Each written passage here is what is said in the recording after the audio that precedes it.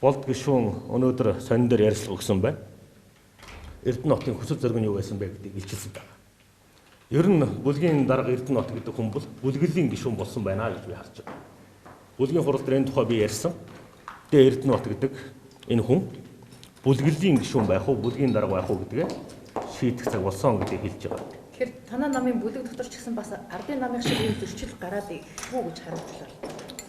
Бүлгийн дарга Эрдэнэ хот бүлгэлийг хамгаалах гэж оролдох юм бол би хүлээн зөвшөөрөхгүй.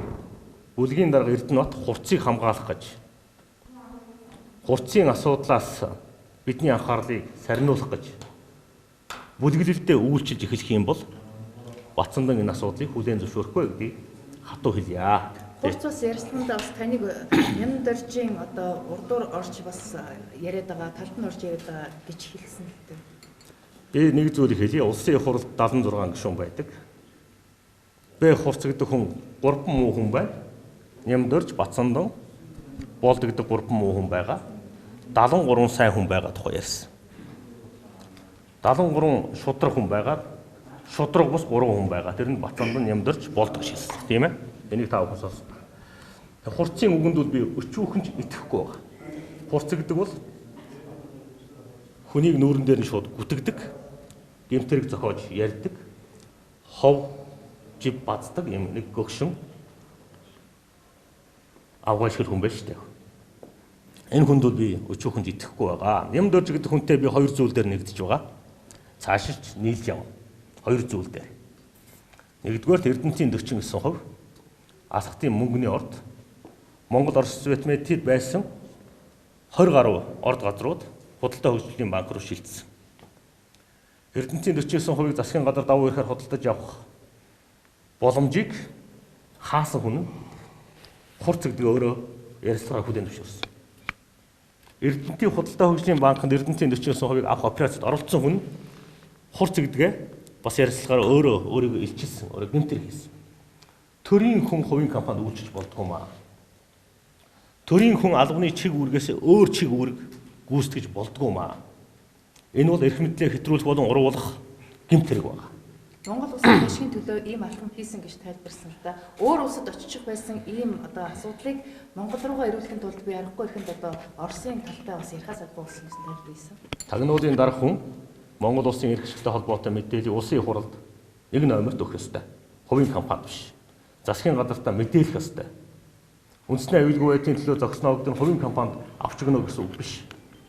Эрдэнэтийн 49%-ийг монголчууд давуу ихээр худалдан авах эрхийг нь татгалзуулах, төдгөлзүүлэх ажлыг зохион байгуулсан хүн би юм аа энд би оролцсон гэдгээ тэр гэмт үйлдэлээ хурц ярилцлагаараа хүлээн зөвшөөрсөн. Энэ асуудлыг шалгах ёстой гэдэг би байр суурьтай байгаа.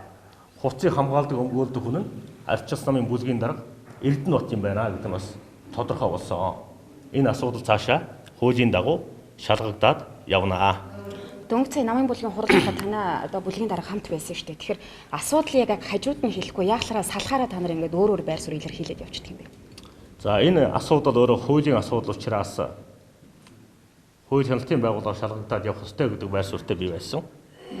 Би дэвчээртэй хүлээсэн. Харамсалтай нь хурц генерал хэвлэл мэдээлэлээр худлаа зүйл ярьсан учраас залруулахаас өөр арга алга. Бүлгийн дарга Эрдэнэ хот хэвлэл мэдээлэлээр худлаа зүйл ярьж байгаа учраас үнийг залруулахаас өөр арга алгаа. Асуудал өөр нүүрэн дээр нь ярьчвал шууд тэр хүн өөрийнхөө реакцийг бас үзүүлэх юм шүү. Тэгэхээр нүүрэн дээр нь хэлчих болохгүйсэн. Удахгүй хурц Эрдэнэ хотоор реакц үзүүлэх бах. Та нар бас тэр реакцийг олон түмэнд түргээрээ. Юм ер нь ил тод байхтаа сайхан байдаг. Юмыг нуух тусам ялзардаг, илжирдэг.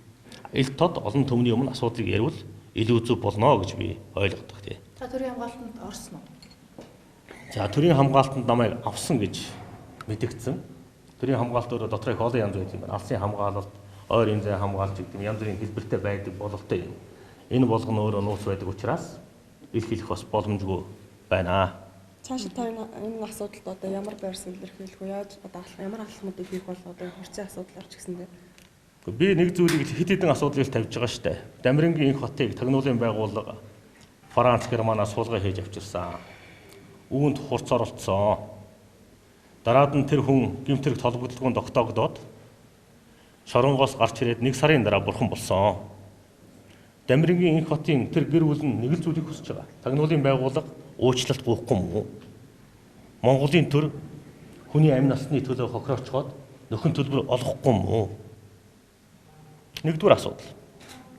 Хоёрдугаарт нь Эрдэнэтийн 49% алхтын мөнгөний орлоготой холбоотой асуудал нэг тийшээ шийдэгдхийг хүлээхгүй мүү? Энэ операцид чинь оролцсон хүн хурц өөрөө шүү дээ. Өөрөө гэдэг хүлээн зөвшөөрчлөө. Гуравдугаар асуудал. Зоригийн хэргийг ил тод болгож өгөөч гэдэг хүсэлтэд хууль зүйн сайд өгчихсөн байгаа.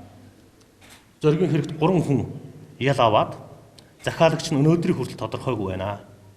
Гэсэн хэдий ч захиалагтай аллах гэдэг зүйл ангаар ял авчихсан явж байна. Энэ болдгийм үү? Тэр ял авсан хүмүүсийн гэр бүлийнхэн нийтийн сонсголд ирье. Монголын төрд үнэн үгээ хэлье гэж явж штэ.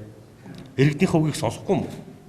Дээрээс нь Мят гэдэг компаниар хурц гэдэг хүний Авгай Сарнах гэдэг компани өчнөө жил бараагаа үн төлбөргүй зөөлөө. Мятын захирлын хурц гэдэг хүн томилсон. Тагнуулын хүн байна. Мят дампуурлын ирмэг дээр очиж байна. Тэгэд Мят Солонгос, Мят Улаанбаатар Сөүл хоёрын хоорондын плетийн үн дэлхийд байхгүй өндөр байна. Ийм ашиг сонирхлын зөрчилтэй хүнийг өмнө Солонгос руу явуулж болох юм уу? Олон асуудлууд яригдж байна. Та зоригийн хэргийг 14 хоногийн дараа илэрнэ гэж хэлсэн. Түүнээс хойш 7 хоног өнгөрлөө, магадгүй дараагийн 7 хоног зоригийн хэргийн захиалагчийг одоо шууд зарлахад бэлэн болсон гэсэн үг. Та энэ мэдээллийг яаж хаанаас авсан бэ? Монгол улсын хууль зүйн сайд зоригийн хэргийг ил тод болгох саналаа засгийн газар руу оруулсан байгаа юм байна. Засгийн газар руу орсон асуудал цаатлын хугацаа 14 хоногийн дотор шийдвэр нь гардаг юм аа. Би энэ утгаараа 14 хоногийн дотор зоригийн хэрэг ил тод болох юм байна. Энэ хэрэг юу болсон юм бэ? Хэн алсан юм бэ? Хэн захиалсан юм бэ? Хэрвээ захиалагчтай гэж ял өгсөн юм бол захиалагч нь байх л ёстой.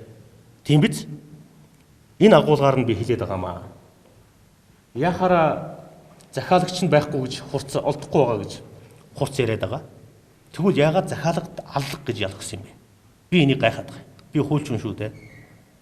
Энэ болгоныг тодорхойлъё. Бас Дэнх хот гэж хүний асуудал. Татврын байцаагчийг хэлсээр ял өгөөж явуулсан байгаа. Хурц болон хурцын гэр бүлийн зохион байгуулсан гэмтэр гэж тэр хүн улсын хурд өргөдлөө өгсөн явж байна. Зогтбаатрын гэр бүлээс ирсэн гомдлууд байна.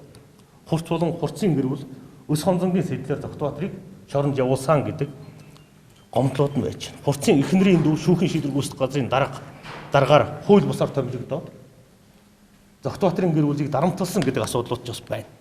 Энэ болгоныг ярихгүй мүү? Зарим хүмүүс Бацандаан хурцыг одоо яриха болоо зогсоочих. Наатаха өмнө Солонгос руу явуулчихъя гэж олон хүн над руу ярьж байгаа. Та ч гэсэн сая хэллээ шүү дээ. Би бол буруу гэж бодож байгаа. Одоо хэрвээ дэмжиж явахаар болчихвол яах вэ? Арчилсан намын бүлэг нийтийн сонсгол хийя гэдэг санал гаргасан байгаа. Одоо эрх баригч нам ардын намын бүлэгт би бас хүсэл тавина. Нийтийн сонсгол хийх санаачлагыг маань дэмжиж өгөөч гэж хүсэл тавина. Дэмжих байх гэж би харж байна. Энэ хурцын асуудал бол том асуудал, жижиг асуудал биш. Ганцхан хувь хүний асуудал биш. Энэ улс орны асуудал. Ерөнхий сайдад тавьж үзсэн үү? Ерөнхий сайд намайг яв гээд явуулж байгаа гэдэг асуудлыг бас өөрөө. Амралтанд стрессгүй газар явуулж байгаа гэж. Ганбаатарын бичлэг байгаа штэ. Сонгуулийн үеэр 50 сая вон авч байгаа бичлэг. Энийг гүйцэтгэх ажлын шугамар хийсэн бичлэг болох нь тогтоогдож байгаа. Биндрия гэдэг хүн хийсэн. Хурцын найз. Тэр нь одоо Сөүлд Мятад ажилладаг хүн шүү дээ. Би Ганбаатар болон Монгол Ардын хувьсгалт нам руу ярьсан. Өргөдөл гомдлоо өгөөд одоо шалгуулаа гэж. Хөрс Хэрогийн Баатарын бичлэг баг. Бас гүйцэтгэх ажлын шугамар хийгдсэн бичлэгүүд. Энийг шалгуулдаг гомдлуудаа өгч байна. Тагнуулын байгууллага хэн нэг дуртай хүнийг тагнадаг байж болохгүй. Бизнес эрхлэгчийг, нэр дэвшигчийг чагнаад хувийнхаа сейфэнд материал цуглуулчихсан. Тэгээд дараад нь тэргээрээ барьцаалж байгаа дараагийн албан тушаалд очдог.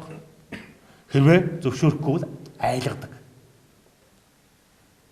Бацандангийн тухай материал цуглуулсан гэж баасан хүүгээр надад хэлүүлсэн. Тэр материалуудаа одоо гарах, ил болох, хууль хяналтын байгууллагатай шилжүүл. Та түрүүнд хэлдэг яах юм бэ? Та одоо хурцыг явуулчихлаа гэж надаас та бас гуйсан шүү дээ. Яг тань шиг 100 хүн над руу ярьж байна. Хурцыг явуулчихаа бацанда та чимээгүй л даа гэж. Би гуугаагүй л дээ. Зүгээр ер нь тэртээ дөрвөө олонхороо томилчих юм чинь та өөр дээрээ гал дуудаж хэрэг байгаа бол гэж хэлсэн.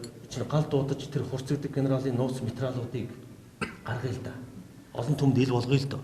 Тийм биз? Үүний төлөө сэтгүүлчд бас шудраг зарчимтай улс төрчид бид хамтдаа байх хэрэгтэй л гэж би Таны ингэж эсэргүүцэд байгааг нэвтрүүлгээр орохдоо хурцгнараа хэлэхдээ хоёр ахын нэг авилгалтай тэмцэх газарт холбоотой хэрэгтэй холбоотой гэж ярьсан л та. Би наад асуудлыг чинь шалгууллаа. Булгаар руу Бацанныгийн нэг ах мөнгө шилжүүлсэн гэж. Би түрүүн тайлбарласан л да. Тэгсэн чинь тэр Булгаартай байгуулсан гэрээ контракт мөнгө шилжүүлсэн асуудал нь ганц үг сайдын үед Бацаяа төрийн нарийн бичгийн даргын үед хийгдсэн асуудал байна. Бас нэг ах нь нэг өрөө байр цагдаагаас дарамтлаад авчихсан төрийн өмчийн хороонд ажиллаж байсан гэж. Би тэрийг шалгуулж байна. 90-ад оны үеэр манай нэг ах төрийн өмчийн хороонд ажиллаж байсан. Тэрийг шалгуулж байна. Цагдаагаас тийм материал байна уу? Төрийн өмчийн хорооноос одоо хайж байна. Удахгүй би баримтуудыг гаргаж ирнэ. Ер нь тагнуулын дарга хүн хов жив шиг юм ярьж болдгоо шүү дээ. Ямар ч улсын тагнуулын дарга хов базж болдгоо байхгүй юу? Тэгэхээр манай энэ тагнуулын дарга байсан, АТГ-ийн дарга байсан онгоцонд элбэгдэрчтэй шууд таарад л АТГ-ийн дарга болцсон гэдэг байгаа шүү дээ. Ийм хүний одоо энэ хов жив шиг яриануудыг эц төгсгөл болох хэрэгтэй. Нийтийн сонсголоор оруулаад бүх юмыг нь яриулах хэрэгтэй. Би үүний төлөө байна. Баярлалаа та бүхэнд.